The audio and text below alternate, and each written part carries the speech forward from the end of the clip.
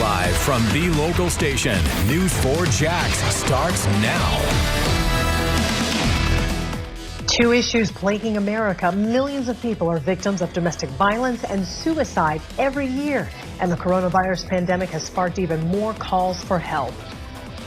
The number of suicides and domestic violence calls have increased since people have been urged to stay inside their homes. News 4 Jax reporter Corley Peel is joining us live with a look at those numbers and how local domestic violence shelters are finding new ways to try and help.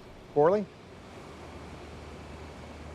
I spoke with the Hubbard House tonight, and they say the increase in calls is expected considering survivors are stuck inside their homes with their abusers. And now the Hubbard House has created a new texting hotline so survivors can discreetly reach out for help. The psychological effect COVID-19 is having on people in Jacksonville is evident. Since people were urged to stay at home, records show JSO responded to 31 suicide calls in March. Police say officers responded to 200 calls for domestic violence from March 15th to April 14th. Hubbard House CEO Dr. Gail Patton says the increase in domestic violence calls isn't surprising. I'm not surprised that the numbers went up because you're talking about abusers having greater access to victims and their children, and then we're talking about victims and children who are not having as much access to go out and get help because they're isolated and oftentimes trapped in the home with the abuser. To help those in a domestic violence situation, the Hubbard House has now created a texting hotline number to give survivors an alternative option if they're scared to make a phone call. Dr. Patton says the Hubbard House has seen a 36% increase in the first 3 months of 2020 compared to 2019. But again, because people are quarantined with their abuser, they believe this has led to an 11% decrease from February to March. And that's one of the reasons we wanted to find other ways for survivors to reach out to us rather than the only having a verbal option to call on the phone, because we know it's a lot more difficult now for survivors to get on that phone and actually have a verbal conversation versus this new text option. Dr. Patton says it's important for survivors to know there are options and they're not alone. Dr. Patton says it's also important for survivors to delete their conversations that they have after they reach out to the text hotlines to make sure that their abusers do not see that they're communicating with them. She says since they put this texting hotline into place, there was 3 people that utilized the hotline over the weekend, but they're hoping that that will increase. You can find out more information about this hotline on our website at news4jax.com. Reporting live, Corley Peel, Channel 4. The local station. Thank you, Corley. Turning now to the aftermath of a messy system that swept over us. Things have largely calmed down in our area, but severe, violent storms affected communities all across Northeast Florida. In just a few moments, a look back at some of that damage. First, though, we want to get you caught up on what's ahead tonight and in the coming days. Chief Meteorologist John Gahn is standing by with us. So, John, we're calm for now, but things are going to pick up again in the next 24 hours. Yeah, actually, we're going to get this rain in here in the next hour or so. But let me tell you about the big story here. After 3 days of rain, an amazing 3.52 inches, 4+ inches for the month of April, and we're just 2 weeks into it. Here's Exact Track radar, and again, showing the rain back out to the west. That is what we're going to be talking about here, happening right now again. There will be a few downpours that'll probably produce another 1/4 inch. These are the amounts for today, and again, staggering relative to the fact that we've had so much over the last couple of days. This is not your month for rain. April, one of the driest months of the entire year. Here's what's happening in Exact Track radar right now, and this is the area of rain we're tracking. It is just out to the west of us. Lightning actually occurring with it, so some rumbles of thunder will be out there for a lot of folks, mainly out to the west of town. This is all tracking along and just south of the Florida-Georgia line, and that Florida-Georgia line will probably be as far north as it gets. Although Camden County, you'll probably pick up a little bit of this as well. 12:30 seems to be about the timing for the next more significant area of rain. We've already had some showers in the last hour right in the Duval County area. Zooming on in, you can see a little bit of that shower activity there. Here's the next one coming in from the west into the Baker County area. That'll move into parts of, well, northern Duval and out there towards Nassau County.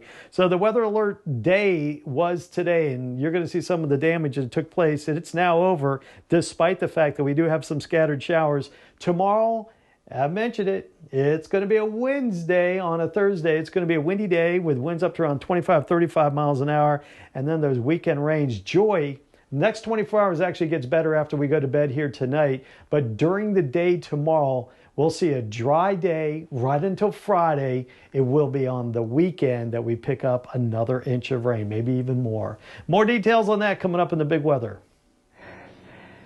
Alrighty, John, we'll see you then. Well, we want to take you now back to some of the damage today's wild weather caused. That damage stretches from Jacksonville all the way to Lake City. And right now, you're looking at some cell phone video that a viewer sent us. It shows a water spout off Amelia Island. This was definitely a day where everyone needed to stay indoors where they could. News4JAX reporter Eric Avignon joining us live with a wrap of today's storm damage. Eric? Yes, well, most of the damage we saw today appeared to be the result of high winds and heavy rains, and thankfully there were no injuries associated with some of the property damage we encountered. We start in Lake City, where several homes were damaged by falling trees that were either uprooted or snapped in half by a combination of high winds and heavy rain. I got like an alert on my phone from the Channel 4 News, and it told me to take cover immediately. Tornado in this area, rotation. The next thing I know, I got a call from my wonderful maintenance man, which he's awesome, and he told me to grab the babies, grab my mom, and head to the bathroom. The owner of this home is now receiving help from the Red Cross after her home was badly damaged. There's a hole in her roof, and her shed is destroyed. You don't realize that in a second, it's just over. And it's really devastating right now. It was kind of scary. Also in Lake City, Antonio Harris was inside his home when around 3 a.m. The wind started blowing real hard and stuff. It's like a train was coming. The next thing I know, something hit the house. That something was this large tree that was uprooted. Unfortunately, the roof is still intact despite a small hole left behind. In Jacksonville, on the north side, heavy winds blew this large section of a wooden fence across the street next to this uprooted tree. It also damaged the roof of this home owned by Calvin Williams. He says he was in his car when the powerful winds lifted his car. The entire passenger side lifted up, and then it dropped. Less than a half mile away, Gwendolyn Coleman was sitting in her home when this massive tree collapsed onto it. You could feel the wind on the house, and I knew then that something was happening, but not that. I had no idea it was the tree. Further north near Amelia Island, Gary Palmer recorded this water spout with his cell phone. It was really something to see because you could see it picking the water up and the debris was changing colors. And once again, despite how bad those images look of the damage, there were no reports of any injuries. Reporting live, Eric Avignon, Channel 4, the local station. Thank you, Eric. And stay ahead of storms with Futurecast on the Weather Authority app. Select the live radar and click Futurecast Layer. Find out if that rain is going where you're going. Search WJXT for the free app in your Apple or Android app store.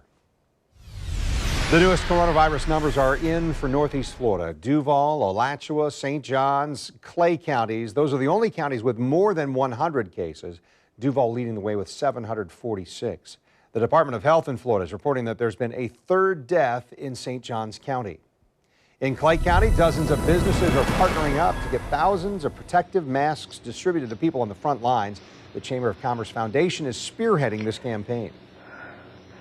A lot of groups are chipping in, from Orange Park Medical Center to the University of Florida to small businesses all over Clay County. News4JAX reporter Scott Johnson, he's joining us live. Scott, these masks are heading out soon. Yeah, Joy, and these are masks a lot more advanced than the typical one you see on the street. These are medical quality masks. Orange Park Medical Center was able to get some of the supplies, and dozens of businesses all around Clay coming together to make thousands. When the president started urging the use of protective masks, calls flooded the Clay County Chamber of Commerce from local businesses. So on the same day, April the 2nd, that he announced this recommendation, our phones started lighting up saying, what are we going to do? Where do I get masks? And so we decided to put out a video at the end of the day on April the 2nd, doing a call to action saying we were willing to create a task force. So Amy Pope Wells' team at the Chamber contacted the anesthesiology department at the University of Florida for guidance on protective masks. They were told about a fabric called halyard, which they soon ordered. Better than the N95. Yep, better than the N95 mask. And what's more important about it is it's not just disposable. We can create it, we can put it together, and then once it's used, it can be re-sterilized. Orange Park Medical Center helped hook them up with boxes of fabric, and dozens of businesses have chipped in to help. What are these businesses? Yes, People? Who yeah. are they? So we've got Orange Park, obviously the hospital could normally not use this right now in this time. Then we've got construction partners, economic development partners, and then also a lot of our small business members. They said, well, look, I don't have wire, I don't have that, but we can buy needle nose pliers, we can buy the yarn that helps support it, because once we cut this and sew this with all the volunteers, our goal is each of these boxes will produce 740 masks, and if we can do 500 a day that can be re-sterilized. So guess what? They're actually asking for help from anyone in Clay County who's really good at sewing. I'm talking advanced, almost seamstress level. They need help. They only have about 10 people right now sewing all these masks together. They say they could use help. Contact the Clay Chamber of Commerce, claychamber.com, if you want to reach out and offer your assistance. We're live in Orange Park. Scott Johnson, Channel 4, the local station. Thanks, Scott. Now to one of our biggest stories of the day. More than 80 million Americans woke up to a very pleasant gift: more money in their bank account. The first round of stimulus payments were given out today, but News4JAX has been getting calls from people who are frustrated they did not get the money. You may just have to exercise some patience. Today's payments were deposited into the accounts of people who filed a tax return and got a refund in 2018 or 2019. People who did not file tax returns during those years, they have to wait a bit longer. And those individuals will get a check mailed to them. It'll take a few months for those checks to be sent out. The IRS has come up with a tool to help you track your stimulus payment. We've got a link on how to use that tool on our website, news4jax.com. Frontline workers all across our area are putting their lives at risk in the face of COVID-19.